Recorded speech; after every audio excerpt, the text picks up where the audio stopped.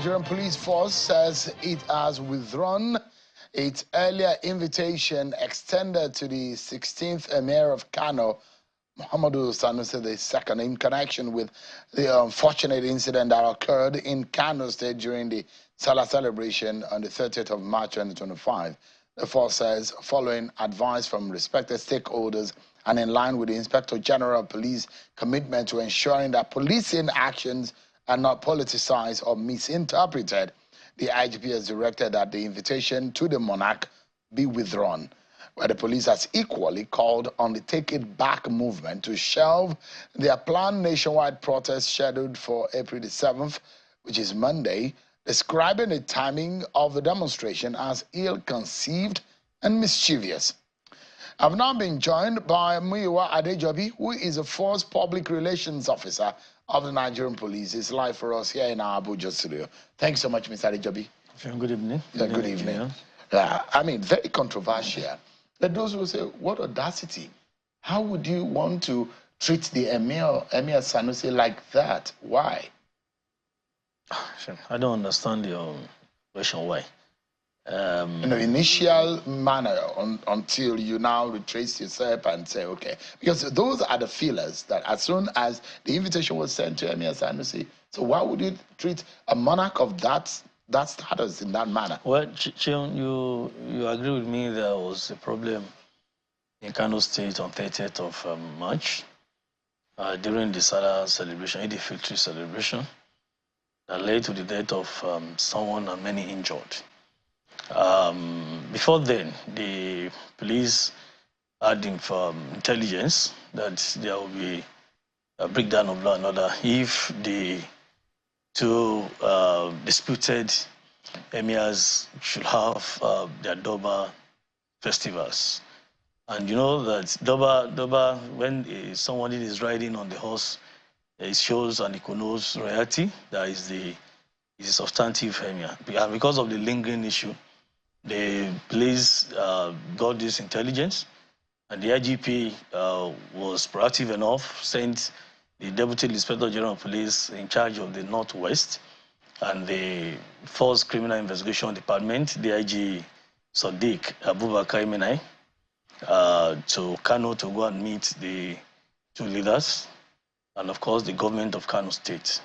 They met, and they all agreed there will not be any Durbar in Kano State on the Salah day.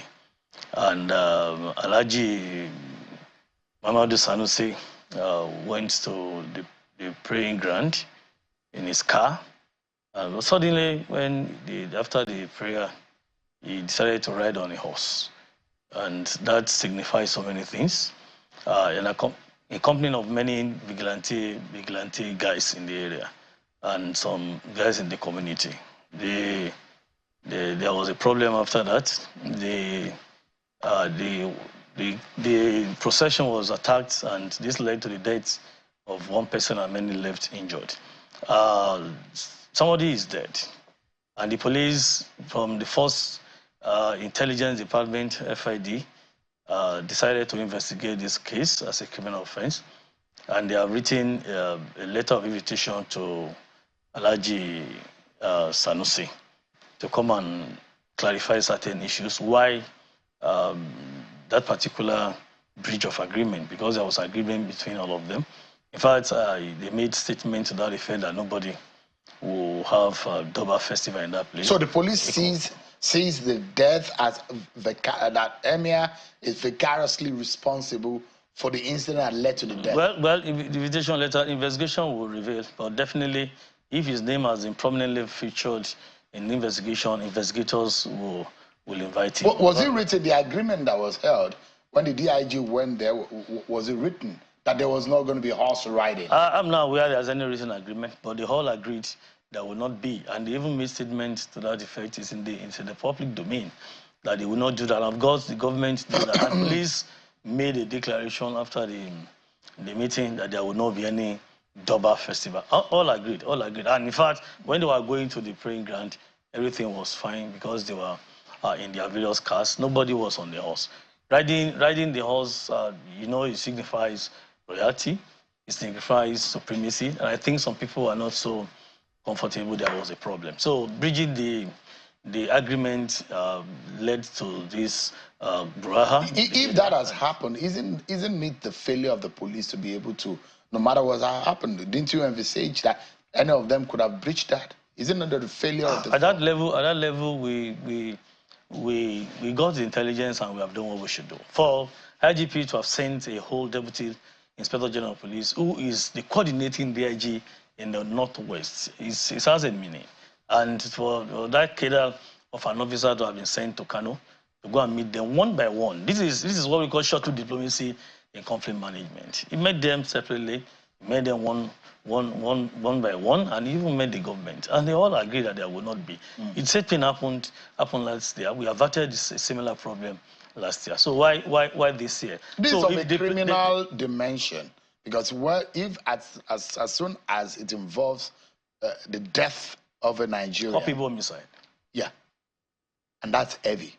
People homicide is heavy, but the IGP and nobody or the IGP will not disturb investigators to extend the invitation or to arrest whoever they want to arrest. So is there a procedure? Is there a procedure? So the stakeholders told you to respect the emir by not saying you should come to Abuja. Well, the IGP has just been professional enough that he doesn't want police actions to be politicized or to be misinterpreted. So for the IGP, so you are according him that respect, so that the investigation will hold in its palace. Whatever it is, the IGP has ordered our investigator to proceed to Kano. But stakeholders actually advised, and the IGP felt that, okay, since now people they're dragging the police into social media everywhere, and the IGP just said no.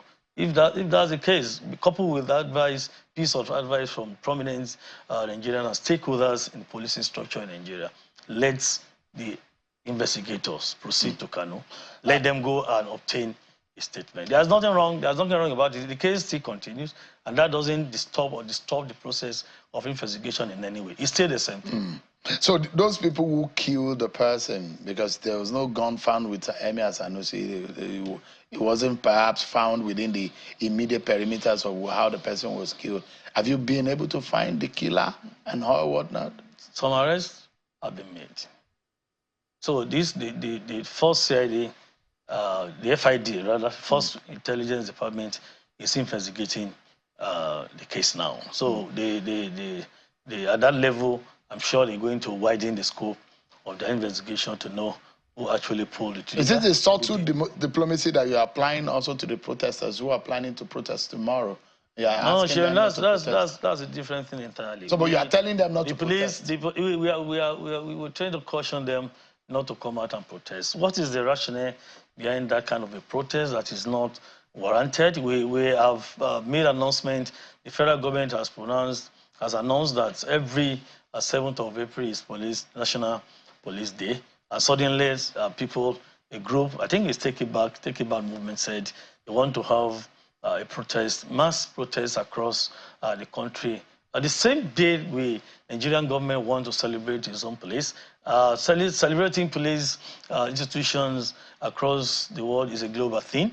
Every nation has marked a particular day to celebrate its own police. And Nigerian government has been kind enough to appreciate the resilience, commitment, and dedication of officers and men of Nigeria Police Force, and I marked a date, April 7, to celebrate the police. And suddenly, a group is saying that is the same place, that is the same day we want to have a protest in Nigeria, the same arena, because we are having our own at Eagle Square, and you can see that where the Fountain, Unity Park, close to National Assembly, is all the same around the 3-arm zone of the Federal Capital Territory. We think it's 8 times. I want to perceive that whoever is organizing this has just done it deliberately to undermine the status. But is there right as Nigerians? No, but it's the right of the citizen to protest. It's statuted in the statement, Shem, that we don't.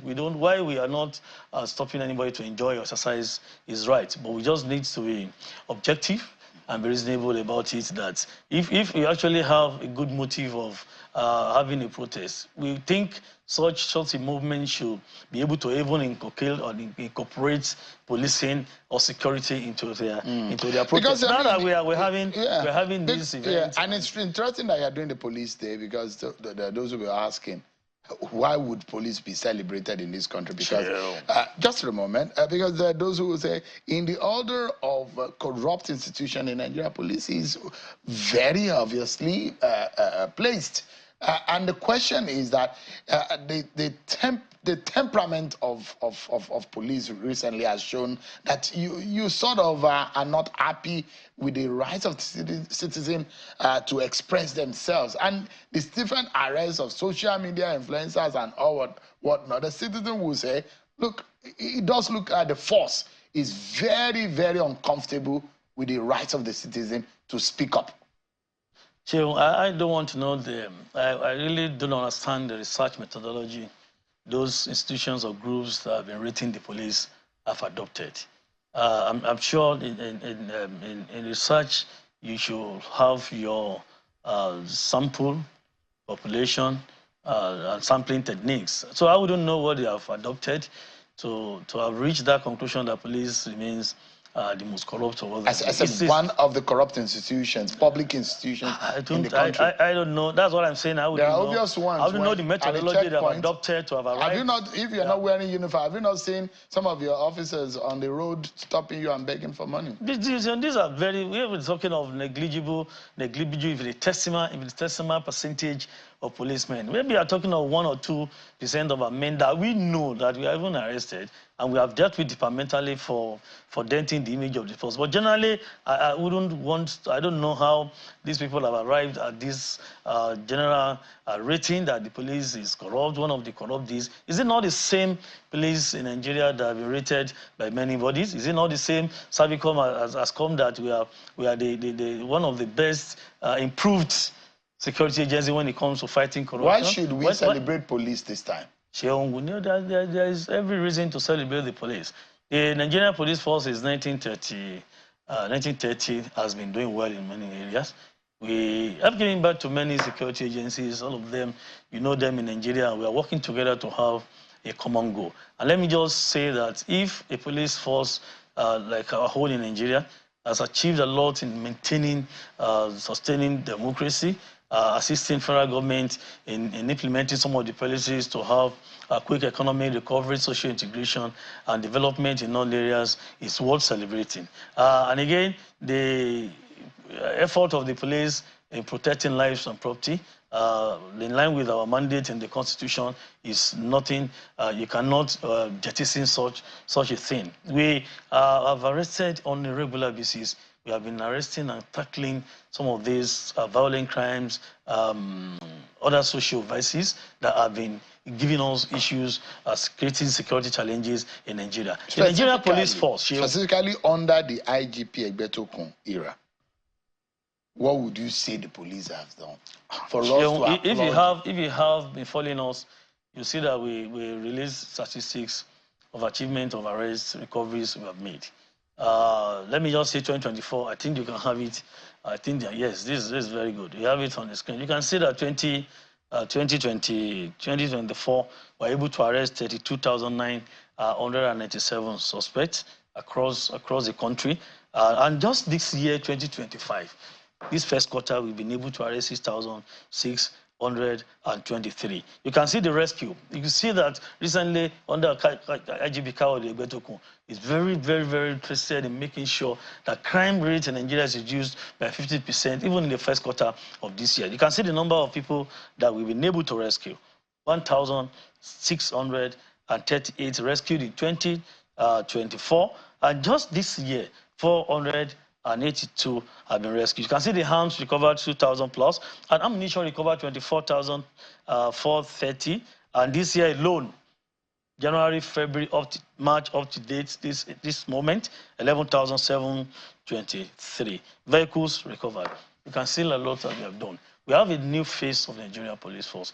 Are you talking of having access to housing or the construction of our dilapidated and obsolete barracks we have? So these are all what is going to be highlighted in the police day? The Nigeria police force has a new face in all ramifications.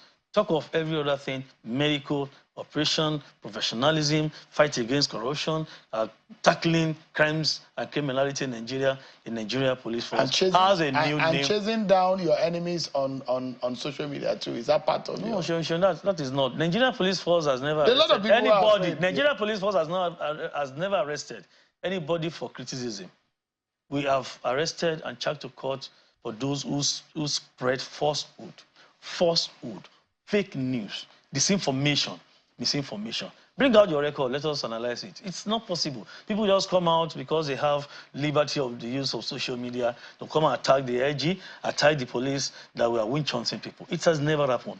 Once the law, an act has been described under the law as a criminal offense and is punishable, the Nigerian police force has the right to go after any offender. So Nigerians can tonight say that they would not or they should not be afraid of the police, because there are powerful people in the society using police to chase down those who criticize that is not okay, true. Nigerians that is not true. Grab the confidence from people the police. People have been criticizing the IGP, criticizing the police, criticizing the government, criticizing individuals. We are talking some of them have found themselves behind bars. No. Go and check it. It's not because they have criticized. It's because they have produced fake news.